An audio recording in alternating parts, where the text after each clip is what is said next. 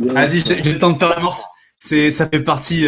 Salut à tous, bienvenue pour ce live sur le mardi interview de la spirale positive. On va attendre que les personnes se connectent.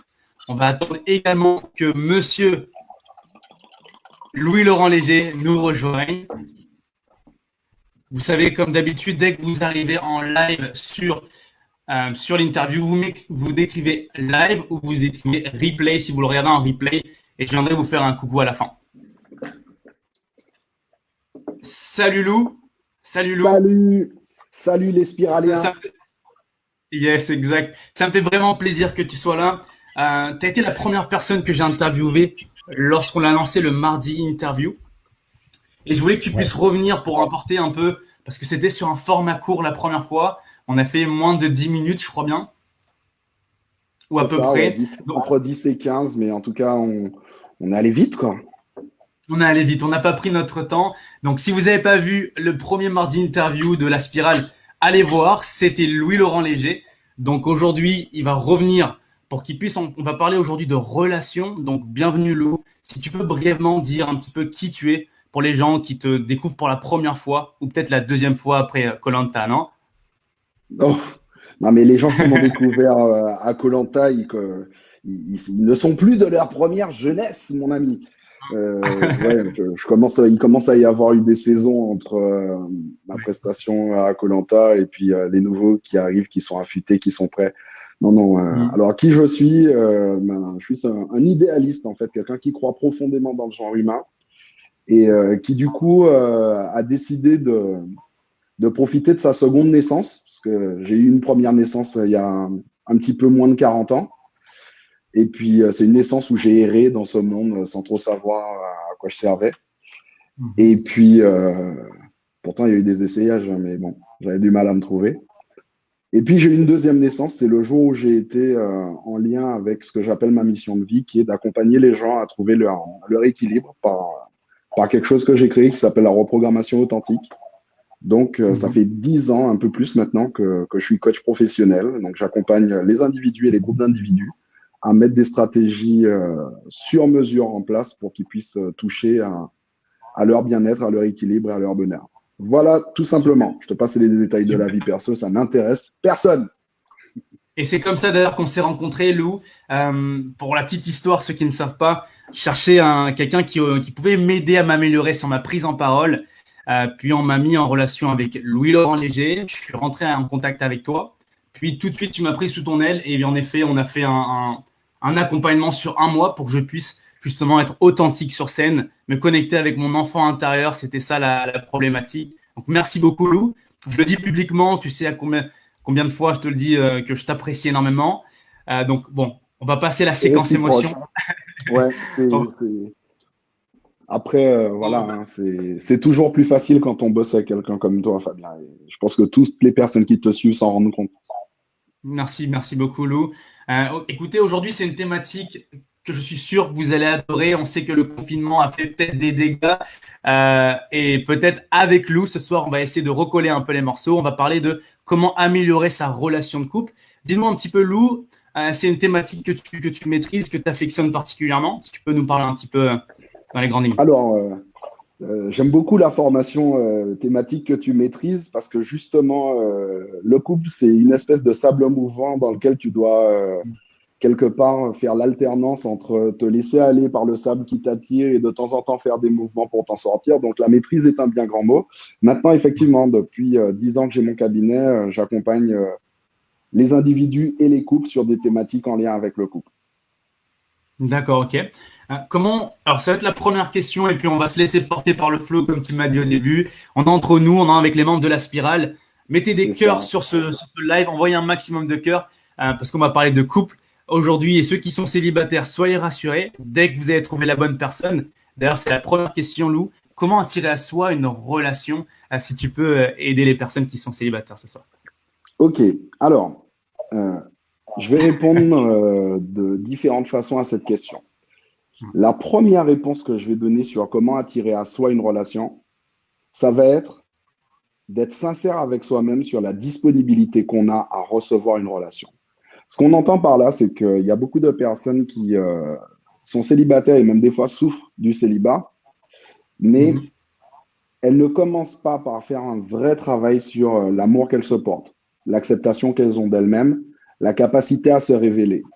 Et j'ai envie de vous dire que c'est un petit peu comme partout. On a d'abord, pour être en relation avec quelqu'un, on a d'abord en fait une prise de contact qui va se faire par une forme de stimulation, qu'elle soit directe ou indirecte. C'est-à-dire que si à un moment, vous dégagez pas, ne serait-ce qu'au travers de votre posture, de votre sourire, de votre état, de votre aura, de votre bien-être, le fait d'être disposé à échanger, à partager, à être avec quelqu'un, ben, il va être compliqué aussi pour le monde extérieur de s'autoriser à passer les barrières que peuvent être un visage fermé, une attitude fuyante, une absence d'estime et de confiance. Et il est très compliqué pour le monde extérieur de passer cette première barrière. Encore une fois, ça n'engage à rien, mais un individu qui ne se sent pas bien dans sa peau va naturellement mettre des défenses qui vont demander plus de travail à un autre individu qui aura envie d'être en contact. Mhm. Donc, comment attirer à soi une relation? C'est en commençant par s'accepter comme on est, avec nos aspérités et avec nos qualités, et à permettre au monde de nous voir, en fait. Super Lou. Voilà ce Alors, que je...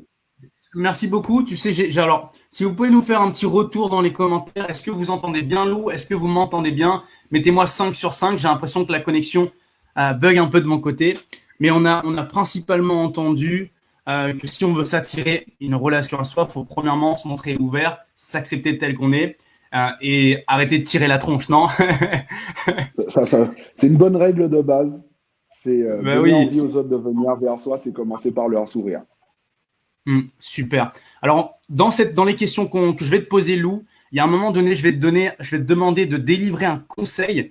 Alors, tous les membres de la Ok. spirale qui écoutaient là aujourd'hui, mettez des 5 sur 5, mettez des cœurs si vous voulez que Lou délivre le conseil en or pour que je vous donnerai la question tout à l'heure. Lou, Oui. Lou, quels seraient, selon toi, les piliers d'une relation stable et épanouie? On va creuser là-dessus. Je pense qu'on va aider vraiment énormément de couples ce soir. C'est notre Alors, mission. la première chose, c'est d'avoir un bon référentiel. Pourquoi? Au risque de choquer les gens, et je ne suis pas là pour définir des lois, ou il faut avoir à Ouais. l'esprit que le couple est une construction sociale. Le couple, en fait, il a une particularité, c'est que il a été emmené par l'organisation de la vie sociale des hommes, avec un Ouais. grand H, très fortement appuyé par certaines religions, mais la notion de couple dans le règne animal est très limitée. Elle est limitée dans l'engagement, elle est limitée dans le temps et elle est limitée dans les objectifs. Donc, l'une des premières règles, un des premiers piliers d'une relation stable et épanouie, c'est de se mettre Mhm. d'accord sur notre référentiel du couple. Vous savez, vous connaissez cette fameuse phrase jusqu'à ce que la mort nous sépare. Ils C'est auraient effrayant, pu ça. ajouter derrière à condition qu'on ne soit pas malheureux. Mais bon, je rigole avec ça, mais en même temps, c'est sérieux. Premièrement, avoir un référentiel commun, se mettre d'accord sur ce qu'on attend du couple, se Ok. mettre d'accord sur la vision commune. Deuxièmement, avoir une bonne communication, être en capacité d'échanger et de se fixer des règles sur la façon Mhm. qu'on a de communiquer. Troisièmement, c'est d'avoir conscience que le couple ne sert pas à être heureux, le couple permet d'évoluer.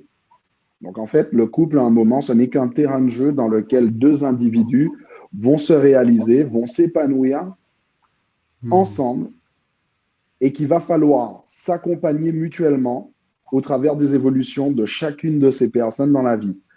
La majorité du temps, ce qui fait qu'un couple se détériore, c'est que certaines aspirations individuelles prennent tellement de place et l'autre partie dans le couple n'avançant pas à la même vitesse, ça crée du décalage, ça crée du désintérêt. Et puis, c'est autant que faire se peut, de ne pas confondre euh, se dire les choses et tout se dire. C'est-à-dire, tu peux creuser un petit peu là-dessus. Ah ben oui, je peux creuser complètement là-dessus. Carrément. Chacun d'entre nous, on a notre sensibilité, on a ce qu'on appelle nos seuils de tolérance. On a nos aspérités, on n'est pas tous en capacité d'éroder, de bien travailler tous nos défauts, de bien travailler tout ce qui se reflète à nous dans la douleur, dans la souffrance. Il y a des moments, on a droit d'avoir nos jardins secrets. Tant que ça ne vient pas entraver le fonctionnement du couple, on n'est pas obligé de déverser tout ce qu'on a de mal-être à l'autre. Il y a des professionnels pour ça. Quand on est en couple, il y a des gens qui ont tendance à croire qu'être en couple, c'est compter sur l'autre pour que l'autre puisse nous guérir, puisse nous soigner, puisse nous porter, voire puisse nous supporter. Ce n'est pas son rôle.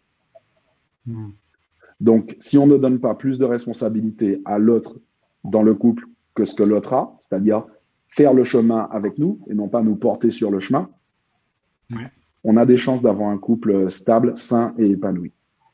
Super. Et puis après, il y a d'autres détails qui viennent se rajouter à ça et qui sont importants. Ce sont nos constitutions et nos structures individuelles. Ouais. Quel détail tu pourrais nous citer un petit peu? Et j'aimerais bien qu'on revienne vraiment sur les points, puisque tu parlais de référentiel. Référentiel, si tu peux déjà détailler le mot. C'est vrai que les personnes qui ne sont pas dans le monde du coaching ne connaissent pas forcément ce mot-là. Et si tu peux le détailler. Alors, ce que j'entends par un référentiel, c'est que on va prendre des exemples concrets.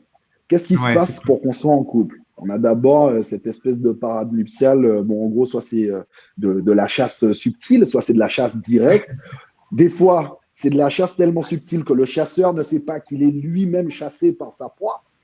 Mais on est dans une phase où on a une action des phéromones, on a des gens qui font un effort de se mettre sous leur meilleur jour, de ne présenter que leur meilleure facette. Et puis une fois qu'on a passé toute cette phase-là, on commence à passer plus de moments avec les gens, donc mieux les connaître, mieux les apprécier dans des environnements différents. Et le référentiel, en fait, ça va être l'image qu'on se fait du couple, qu'on va mettre en contraste avec la façon qu'on aura de vivre son couple. Si on n'arrive pas à discuter pour avoir une image similaire, en gros, on a deux personnes qui ont le sentiment de vivre des histoires différentes. Ça vous est certainement déjà arrivé d'avoir des potes qui vous parlent de leur couple, où vous avez, sans rentrer dans le cliché, un des deux qui dit qui participe énormément à ce que le couple s'épanouisse parce qu'il fait des propositions. C'est toujours lui qui choisit où on va bouger. C'est toujours lui. Et l'autre qui a le sentiment de se dire moi, je fais tout ce que l'autre veut. Juste qu'ils n'ont pas le même référentiel, ils n'en discutent pas. Il y en a un qui croit que être bien avec l'autre, c'est lui dire oui à tout pour lui faire plaisir, et l'autre qui croit qu'aimer quelqu'un, c'est donner son avis en fait pour montrer qu'on est engagé, qu'on participe. Si on n'a pas le même référentiel, les deux personnes essayent à leur façon de contribuer à ce que le couple soit stable, alors que fondamentalement, ils ne se comprennent pas. Et c'est exactement ça. Super, donc ils ne parlent pas le même langage. Ça me rappelle ce livre-là, Lou, je parie que toi, tu l'as déjà lu, qui est Les 5 langages de l'amour. Les 5 langages de l'amour. Ouais. Est-ce que ça te dit quelque chose? Pas du tout. Pas du tout. Écoute, génial, je vais te l'envoyer après. Je l'avais subitement vu quelque part qui expliquait que dans chaque couple, chaque personne a cette façon, les quatre. J'ai mon assistant qui me dit il y en a 4, il n'y en a pas 5. Il y a un langage d'amour. Qui a un langage justement, et la plupart du temps dans les couples, on ne parle pas le même langage. Il y en a qui ont besoin de compliments, il y en a qui ont besoin d'attention, il y en a qui préfèrent le temps passé, il y en a qui préfèrent des cadeaux. Et la plupart du temps, on ne parle pas le même langage de l'amour. Je mettrai le lien dans la vidéo. Vas-y, tu veux dire ? Encore une fois, c'est toujours relatif à comment tu te développes en tant qu'individu et effectivement ce dont tu parles sur nos besoins fondamentaux, nos envies, nos attentes, nos désirs. C'est aussi avoir à l'esprit que l'autre n'a pas connaissance en fait de ce mode de fonctionnement chez nous. Posez-vous la question de combien de fois dans un couple on demande à l'autre, mais au fait, dis-moi, quand toi tu aimes quelqu'un ou quand tu dis aimer quelqu'un, d'ailleurs, c'est quoi la définition pour toi d'aimer quelqu'un? Quand toi tu dis aimer quelqu'un, comment tu le manifestes? Non, souvent on est dans si tu m'aimais, tu ferais ça. Vous voyez l'espèce de conditionnement. Si tu m'aimais, tu te comporterais comme ça. Non, là, tu es en train de me parler de toi. Toi, tu te comportes comme ça quand tu te dis aimer quelqu'un. Donc, c'est ça donc, quand on parlait du référentiel commun, c'est savoir comment l'autre manifeste qu'il aime, par exemple. Et puis, encore une fois, quand je parlais de notre singularité, l'amour n'est pas un sentiment qui est neutre. On a appris à aimer dans nos familles. On a appris à aimer. Posez-vous juste la question de savoir quelles sont les premières personnes qui nous ont manifesté de l'amour et comment elles nous l'ont manifesté? Est-ce qu'elles nous l'ont manifesté sous condition? Est-ce Ouais. elles nous l'ont manifesté de façon bienveillante? Est-ce qu'elles nous l'ont manifesté de façon nourricière, de façon normative, de façon tyrannique, de l'amour Mhm. tyrannique? Tu as vu tout ce que je fais pour toi? Je te demande juste un petit câlin en retour. Donc, on a toutes ces habitudes en fait qui sont transmises et puis après, on a nos besoins, on a nos différentes sphères de vie et c'est comment on va évoluer et comment l'individu en face va évoluer de son côté, va nous accompagner dans nos évolutions, comment on va grandir ensemble, se réaliser ensemble, dépasser nos obstacles. Parce qu'en plus, souvent ce que je dis à mes clients, c'est, vous avez vu la chance que vous avez, pour chaque génération, on a potentiellement un partenaire qui va arriver au milieu de 20 000 candidats potentiels. Wow. J'avais le choix entre 19 999 autres personnes et j'ai choisi la seule personne qui est capable d'appuyer sur le bouton où ça m'énerve, ça m'agace, ça me rend triste et puis aussi où ça m'emmène à l'extase. Sur 19 900, je ne pouvais pas trouver la personne qui vient jamais toucher à ces boutons-là. Donc, c'est bien quelque part une forme de preuve que la nature nous donne du fait que, un, on ne choisit pas nos partenaires par hasard, mais on choisit bien plus nos partenaires par rapport à nos blessures et par rapport à nos aspérités qu'on choisit nos partenaires par rapport à nos dites qualités. Super. Et si tu veux, si on peut rebondir là-dessus, Lou, quand tu parlais, euh, comment on fait pour faire Tu sais, on attend généralement que le verre soit rempli pour commencer à faire des reproches, et c'est justement là que tout explose. Comment on pourrait améliorer notre communication si on a des choses à reprocher à l'autre, si on a... Enlève ce mot de Tu ton vois très bien. vocabulaire. Enlève ce mot de ton vocabulaire. On reproche rien à l'autre. Parce que si on reproche quelque chose à l'autre, ça veut dire qu'on a positionné nos attentes sur l'autre. Ok. Donc, la première règle, non, je dis ça pour rigoler parce que c'est naturel d'avoir des attentes. Quand on aime quelqu'un, on va se créer nos propres règles. Donc, nous, on va s'attendre à donner quelque chose et puis on va s'attendre aussi à ce que l'autre. Bon, alors, la première règle, elle est là. Et elle est très complexe. Et encore une fois, je dis qu'elle est très complexe dans le sens où ce n'est pas naturel chez nous. Ben, tu l'as dit, c'est déjà de diminuer le curseur des attentes qu'on a vis-à-vis de l'autre. Et si on a des attentes, encore une fois, on va s'appuyer sur nos apports, qu'est-ce qu'on a envie de mettre dans le couple, nos attentes, qu'est-ce qu'on attend du couple, pas qu'est-ce qu'on attend de l'autre, nos seuils de tolérance. Très clairement, Mhm. on n'est pas tous égaux par rapport à nos seuils de tolérance. On n'est pas tous sensibles aux mêmes choses. Donc, c'est aussi d'être capable de dire à l'autre, au fait, tu vois ça, s'il te plaît, n'appuie pas sur ce bouton-là trop fort. Peu importe que tu aies raison, peu importe que ce soit juste, peu importe que ce soit vrai, si tu appuies sur ce bouton, je ne réagis plus de façon cohérente et rationnelle. Parce qu'on sait bien, le fond du problème, il n'est pas dans notre raison. Le fond du problème, il est dans nos émotions, il est dans notre instinct, il est dans l'illusion qu'on peut avoir que l'autre est une forme de complétude de ce qu'on est. Donc à un Tu sais, moment, dis-moi. vas-y, non, termine. Je voulais juste rebondir là-dessus. Il y a une personne qui voulait, qui a dit tout d'abord, on dit je, et ça me rappelle une formation justement de Muriel Oui, Duhem qui dit bah, si tu as quelque chose à reprocher, c'est jamais dire tu, mais dire je le sens comme mais ça. oui, parce que Jacques Salomé disait le tutu. Le tuer Non, inquisiteur, tu. on est libre, chacun est libre de réagir comme il veut. L'autre peut être déclencheur, mais déjà, il y a la notion d'intention. Parce que ça aussi, c'est une question. C'est aussi que chaque individu dans le couple puisse évoluer à son niveau pour être conscient de là où s'opposent les intentions. Un individu, naturellement, qui est en couple avec quelqu'un d'autre, a priori, il ne veut pas de mal à la personne avec qui il est en couple. Donc, C'est si vrai. l'individu est susceptible d'avoir un comportement ou une réaction qui va entraîner chez l'autre quelque chose d'inconfortable ou de difficile, oui, c'est pas évident sur l'instant de se le dire, mais ce n'est pas intentionnel. Faire du mal à quelqu'un n'est pas intentionnel. Et si on se rend compte que c'est un mode de fonctionnement, parce qu'on a des gens qui fonctionnent comme ça, quand ils se sentent blessés, ils attaquent. Ben là, à un moment, il faut aller régler quelque chose chez soi et ne pas dire à l'autre, regarde dans quel état tu me mets, Mm. qu'est-ce que tu fais, pourquoi tu fais ça. Non, quand tu fais ça, je ressens ça. Et c'est quelque chose qui nous appartient. C'est toute notre responsabilité, c'est toute la difficulté. Sachant qu'encore une fois, au risque de choquer, le couple, comme l'amour, le couple, c'est une construction sociale, l'amour est une dimension sacrée. Donc, il n'y a pas de logique à avoir dans ça, en fait. L'amour, c'est une illusion, il n'y a pas de logique. C'est des fois, on essaye de définir instinctivement, émotionnellement ce qui fait qu'on aime quelqu'un, mais fondamentalement, si on regarde les personnes qui ont l'habitude de répéter des schémas où ils tombent amoureux ou amoureuses des mêmes personnes et que ça les emmène tout le temps dans le mur, c'est aussi parce qu'à un moment, ils vont rechercher quelque chose qui fondamentalement les fait vibrer, mais n'est pas que bon pour eux. Et c'est parce que l'amour est une illusion et qu'on n'arrive pas à mettre d'équation dessus qu'ils ont du mal à ne pas reproduire le schéma.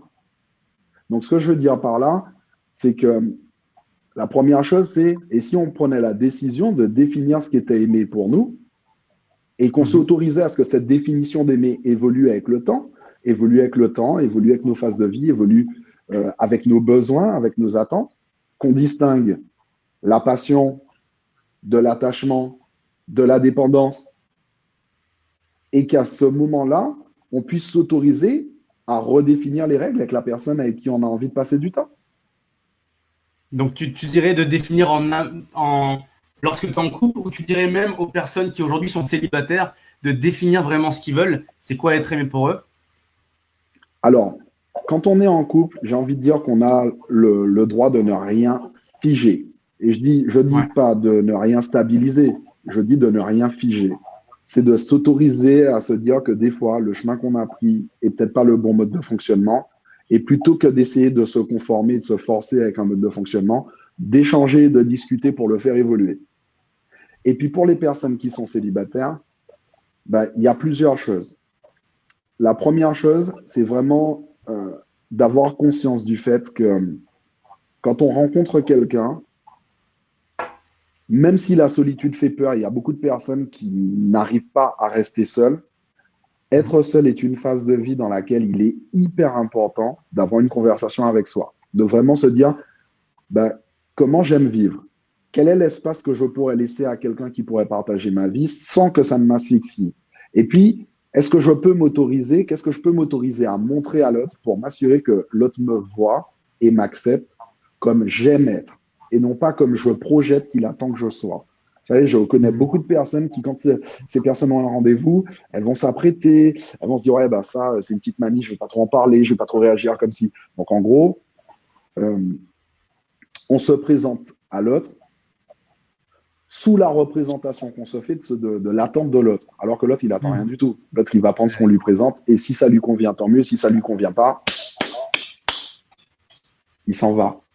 Et des fois, mieux vaut laisser partir plusieurs, j'ai envie de dire, candidats ou candidates inadaptés à ce qu'on souhaite, que de s'obstiner en permanence à se lancer dans des choses où souvent, et vous allez vous poser la question, dans les couples qui ne fonctionnent pas, ou quand vous avez une relation qui n'aboutit pas à ce que vous souhaitez, quand on fait ce petit retour d'expérience, c'est de se dire, mais au début, j'avais vu ça, je ne me suis pas écouté. Ça me dérangeait. Au début, je me disais que ça allait passer. Je me disais que l'autre allait modifier ça. Mais non, on a un terrain de jeu pour évoluer. Donc, l'autre ne va pas le modifier. Au contraire, l'autre m'a choisi pour qu'il puisse travailler là-dessus. Moi, je l'ai choisi pour travailler sur mes aspérités. C'est génial. Après, quand on exulte les corps, on oublie plein de choses. Parce que ça, il faut le dire, l'exaltation des corps est un des meilleurs outils pour donner du bien-être, de la fluidité et puis donner des amnésies. Mais ouais, c'est joliment dit. C'est joliment dit, mais c'est également aussi pour biaiser un petit peu la relation. Combien de personnes j'ai rencontrées, et même moi, ça m'est arrivé. On va parler pour moi. C'est-à-dire que on a tendance à se... Je sais pas où je m'engage dans cette conversation. Tu dois faire attention. Tu sais, on va passer à la question suivante. Lou, ce qui est intéressant, c'est que tu as une vie super prenante. Tu as un cabinet de coaching, tu as également une franchise de pizzeria, tu as plusieurs business aujourd'hui, tu as également une femme et 2 magnifiques enfants. Toi, comment tu arrives à gérer tout ça? Comment tu arrives à stabiliser ton couple? Je stabilise. Enfin, déjà, je peux pas dire je, parce que ça Ouais. dépend pas de moi, en fait. C'est un truc d'équipe, ouais. C'est un truc, encore une fois, même si c'est une construction sociale, c'est un truc qui se fait à deux. C'est un truc qui se fait à deux. Donc, c'est un truc qui se fait sur les règles que les gens vont construire ensemble. Et c'est aussi, pour moi, parmi les éléments essentiels, c'est ne pas partir de l'illusion que tout est acté, que tout va nous convenir. C'est par contre prendre la décision quand les choses ne conviennent pas, de générer une solution ensemble. Et toi, comment tu Donc, arrives aujourd'hui? Comment tu t'organises un peu? Parce que, bon, on se connaît quand même très bien. Je connais un peu ouais. ton planning. Comment tu t'organises? Dis-nous un petit peu ton secret avant de délivrer ton conseil en or pour que ton couple fonctionne. Enfin, si tu peux partager ça avec nous. Écoute, je vais le partager avec vous, mais ça n'a pas vraiment d'utilité si vous n'avez pas le même fonctionnement que moi. Dans le sens, je dors 4h30 par nuit, ce qui rallonge pas mal les journées. Hmm. Donc, ça n'a rien de glamour. Mais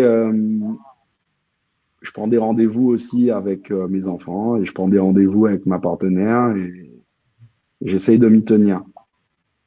Tu arrives à Et caler vraiment un créneau exprès pour ta compagne. en gros, c'est pas vraiment des créneaux, c'est le fait de dire, bon, bah, comme tu le sais, il y a des moments, tu m'appelles, je te dis là, je suis en famille, je suis pas disponible. C'est vraiment de se dire que sur une semaine, sur un mois, on a un laps de temps et moi, j'ai un temps incompressible que je donne aux gens que j'aime. C'est pas toujours évident, ça demande de s'ajuster, ça demande de renoncer, mais c'est une question d'arbitrage et d'ordonnancement.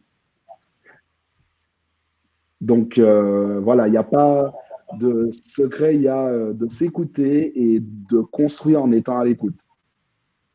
Écoutez Ok, ce que vous super. me demandez. Écoutez plus que vous demandez, c'est ça? Ouais. Génial. Écoutez, avant qu'on passe au secret de Lou, il y a une question qui était. Alors, je l'ai vu tout à l'heure. L'amour est un challenge, Lou. Est-ce Ah que tu bon? peux. Alors, je ne sais pas où est-ce que tu voulais en venir. L'amour serait un challenge quand on rêve quelque chose de beau et simple. Alors, je ne sais pas si c'était une question Euh, pour. alors, je ne sais pas si c'est vraiment une question ou si c'est un avis. Par contre, dans la formulation, euh, déjà, si on part du principe qu'on rêve de quelque chose de beau et simple, il est possible, si on met ça dans le domaine du rêve, il est possible que ça nous paraisse compliqué dans le quotidien d'avoir quelque chose de beau et simple. Euh, Maintenant, la question, bon, la beauté encore, c'est un concept, une notion qui va être subjective et la simplicité aussi. Est-ce que Aussi, ouais. le fond de la question n'est pas dans la façon qu'on a de vivre les choses, plus que dans l'espoir de comment les choses pourraient se produire? C'est une question que je soulève. Euh, Ce que je peux partager avec vous et que j'identifie dans les différents couples que j'ai pu rencontrer, euh, les couples qui durent, ce sont les couples qui prennent la décision, en fait, de durer. Ce que j'entends par prendre la décision de durer, c'est en s'appuyant sur les piliers, de créer un référentiel commun, de se mettre d'accord sur les valeurs communes, de se mettre d'accord sur les visions communes, mais surtout d'accepter de générer ensemble des solutions face à des problèmes et de respecter les besoins, les attentes, les désirs et les souhaits de chacun. Ce qui donne le sentiment aux gens d'échouer dans le couple, c'est la société. Pourquoi? Parce que la société a un regard particulier sur les gens qui se séparent. Mais c'est pour ça que je rappelle souvent qu'il y a quelques points à prendre en compte. Premièrement, si l'environnement, à travers le temps, dans des espaces pleins de sécurité, exclut de toute forme de violence, qu'elle soit physique, qu'elle soit morale, qu'elle soit verbale, qu'elle soit psychique, sans se créer de problèmes d'ego, de problèmes d'argent, si on n'arrive pas à créer ça, on aura à affronter des difficultés en permanence. Si les gens sont à l'écoute de ça, il y a deux choses. Quand on est dans une famille, si on n'est pas capable de garder ce cadre de sécurité, de bienveillance, d'entraide, de soutien, eh ben des fois, il faut penser à splitter, en fait. Il faut penser à aller retrouver son équilibre, il faut penser à aller retrouver son bonheur, à retrouver son épanouissement, mais par contre, de conserver nos responsabilités. Donc, C'est de savoir dissocier, par exemple, le couple parental du couple conjugal. C'est de savoir dissocier la relation qu'on a avec ses enfants séparément et la relation du couple avec les enfants. Quand on n'a pas d'enfants, des fois, il y a des gens qui viennent nous voir et disent, bon, ben, j'ai des engagements, on a une maison ensemble. Mm. Faut se rappeler de pourquoi on se met en couple avec quelqu'un. On se met en couple avec quelqu'un pour partager une expérience, pour vivre, pour grandir, pour apprécier. Si ça doit devenir une contrainte, et je ne dis pas que c'est simple, des fois on a à travailler aussi sur la façon qu'on a appris à aimer, on a à travailler aussi sur la capacité à être connecté à ce qui nous fait du bien, à ce qui nous fait vibrer, mais d'un point de vue purement mécanique, on ne peut pas laisser des engagements matériels prendre le dessus sur notre bien-être. Soit on Je trouve règle que c'est les problèmes, mais c'est important, je veux juste rebondir là-dessus, c'est important que tu dises, puisqu'on a pu rencontrer des personnes comme ça, qui finalement, ils sont pas heureux dans leur relation, mais comme ils sont engagés, comme tu l'as dit, dans des biens matériels ou avec des enfants, n'osent pas finalement prendre leur décision de quitter leur conjoint ou leur compagne. Mais encore une fois, il y a plein de choses à prendre en compte. Il y a vraiment l'histoire individuelle de chacun, la mission, l'idéal qu'on s'est construit, la représentation qu'on se fait. Il y a aussi l'engagement et la responsabilité qu'on a quand on a des enfants. Mais encore une fois, il y a des gens qui me disent, mais qu'est-ce qui fait que dans certains cas, tu vas dire c'est peut-être mieux pour les enfants de se séparer, dans d'autres cas, tu vas dire c'est peut-être mieux pour les enfants de ne pas se séparer maintenant. La réponse, elle est simple. Si à un moment, on n'est pas capable de les préserver dans le temps en termes de sécurité, en termes de les exclure du cadre de non-violence, donc de leur garantir d'être exclus de la violence verbale, physique, morale, psychique, si on n'est pas capable de garder ce cadre-là, ça leur fera autant de mal de voir deux parents leur faire la démonstration que l'amour, c'est de la souffrance quand c'est pas quand c'est pas de la tyrannie, parce que c'est comme ça qu'ils vont se construire aussi. Je sais que la semaine dernière, je crois que la thématique, c'était les 5 blessures, la semaine d'avant. Ben, il faut se rappeler aussi que l'endroit où on se construit, le langage qu'on apprend, ben, le premier foyer dans lequel on l'apprend, c'est notre foyer parental. La première démonstration qu'on a, c'est celle de nos parents. Et qu'on choisisse la duplication du modèle ou l'opposition au modèle, ce modèle a de l'influence. C'est pour ça que dans certains cas, je dis, si on ne remplit plus sa fonction parentale parce qu'on n'arrive plus à remplir sa fonction conjugale, autant splitter. On a peut-être une chance de récupérer une des deux fonctions. Si maintenant on remplit sa fonction parentale et qu'on est en quête de solutions pour la fonction conjugale, on peut se donner du temps. Et puis après, quand on a les deux fonctions qui sont dissociées, il ne faut pas oublier une chose. Aucun couple ne doit tenir sur le fait qu'il y en ait un qui fasse des sacrifices. Vous voyez la nuance?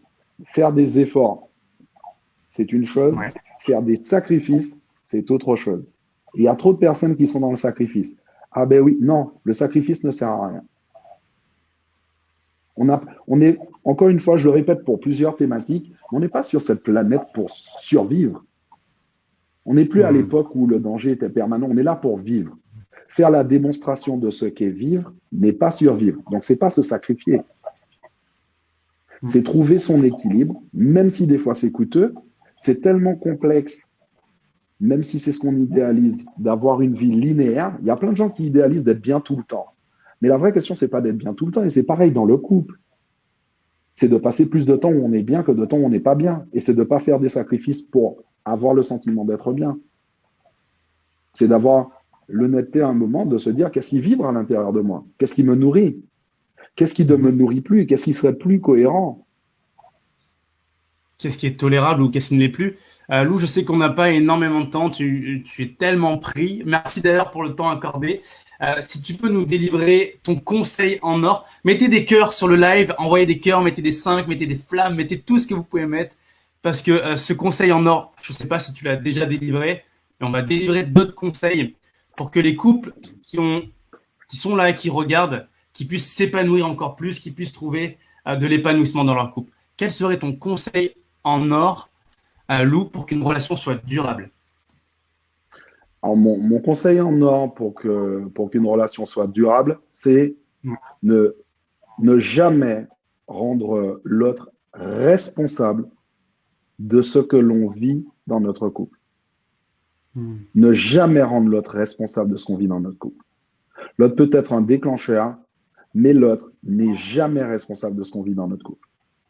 La seule personne qui est responsable, c'est nous. Donc la seule personne qui a la capacité de transformer ce qu'on vit dans le couple, c'est nous.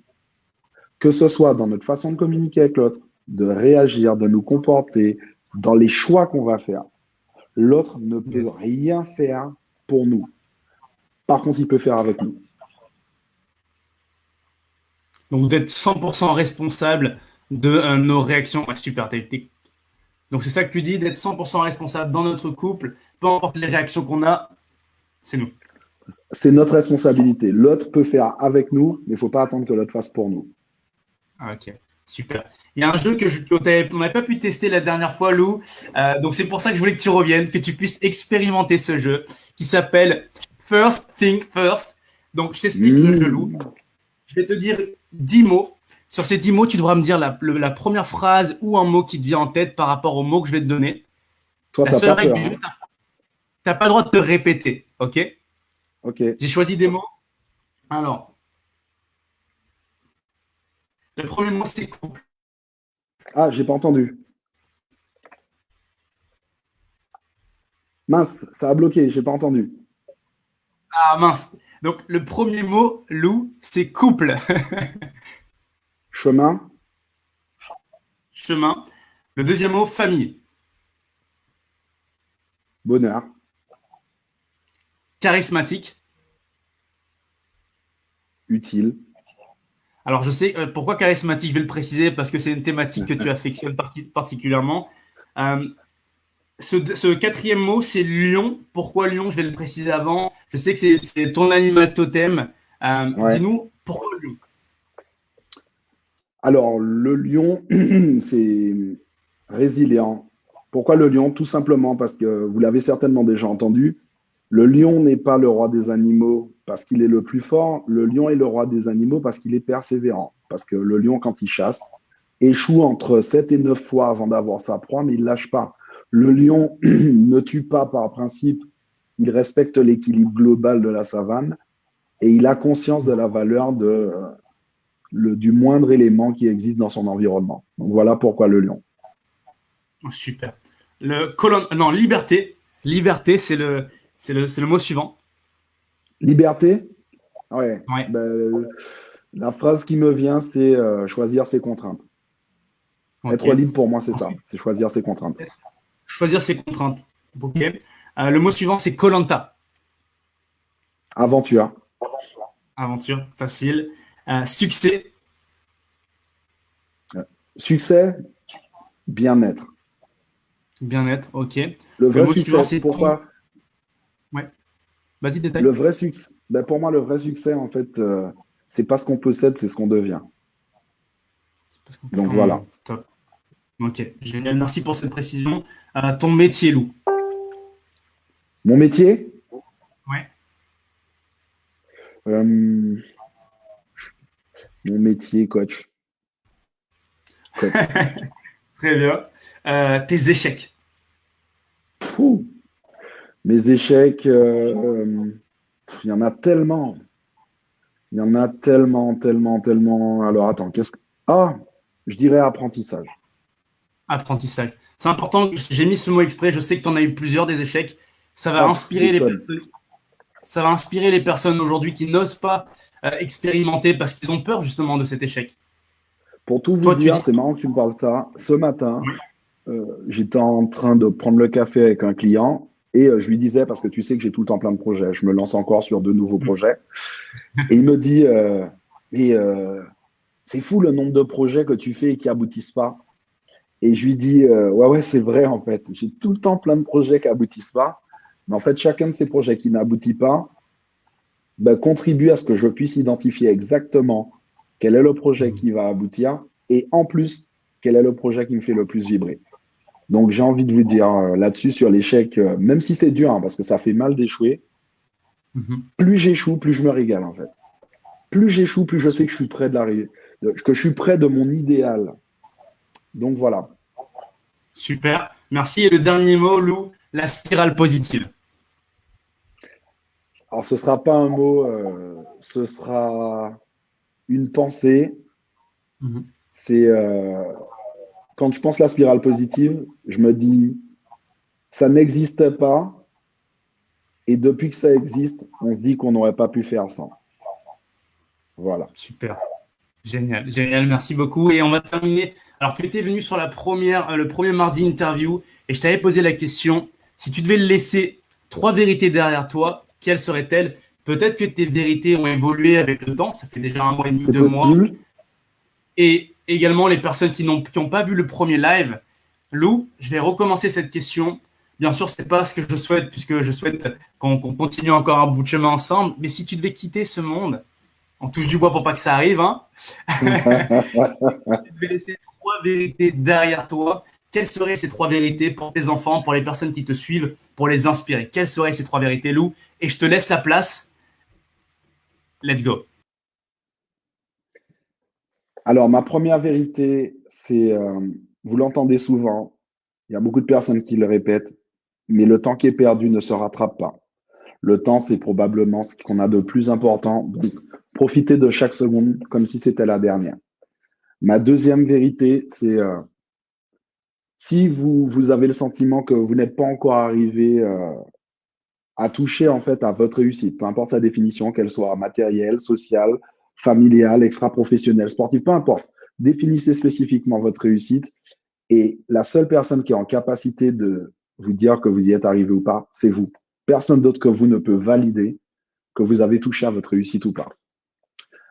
Ma troisième vérité, ça va être, même si tout le monde a le sentiment que des fois c'est compliqué d'être bien, vibrez, soyez authentique. Soyez authentique parce que, de mon point de vue, c'est le seul chemin pour qu'on puisse vraiment profiter de cette vie au maximum. Voilà, merci les spiraliens, merci Fabien. Prenez soin de vous. Au plaisir de vous recroiser dans d'autres circonstances ou autres. Et merci pour tout ce que tu fais, Fabien. Bah, merci à toi. Tu sais que tu m'inspires beaucoup. Je voulais également te remercier publiquement. Tu me suis, tu m'encourages, tu me guides. Merci à toi d'être présent dans ma vie, Lou. Et merci pour ce moment partagé. Les spiraliens, j'espère que vous avez énormément appris. Merci, Lou, pour ton temps accordé. Merci, Fabien. À très vite. À très vite. Ciao, ciao.